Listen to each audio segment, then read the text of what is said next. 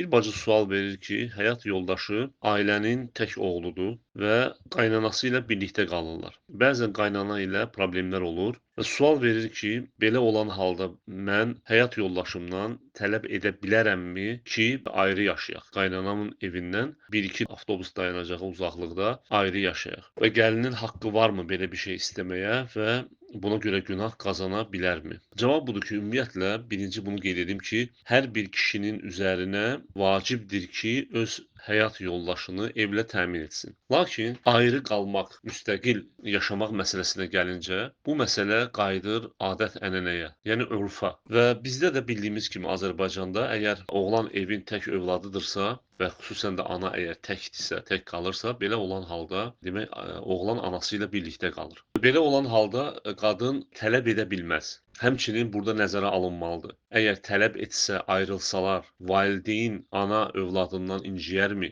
Onlar arasında münasibət necə olacaq? Yəni ana valideyn oğul münasibətlərini korlaya bilər. Bu məsələdə hərtərəfli nəzərə alınmalıdır. Hər şey nəzərə alınmalıdır. Əgər ana razılıq versə, yəni etiraz eləməsə və həmçində oğlan da buna razılıq versə, bu halda bəli, ayrı yaşaya bilərlər. Burada bir problem yoxdur. Hərdəm gəlib anaya da deyərlər, qalarlar da. Yox, əgər belə etmək ananın xətrinə dəyərsə, oğlu ilə anasının münasibətləri korlanarsa, belə olan halda qadın bunu tələb edə bilməz və əgər söz-söhbət yaratsa, yəni tələb etsə, bu zaman günah qazanmış olur. Ona görə də bacıya nəsihətim budur ki, səbirli olsun, təmkinli olsun, qaynana razılıq verməsə ayrılmağa, o halda birlikdə yaşasınlar.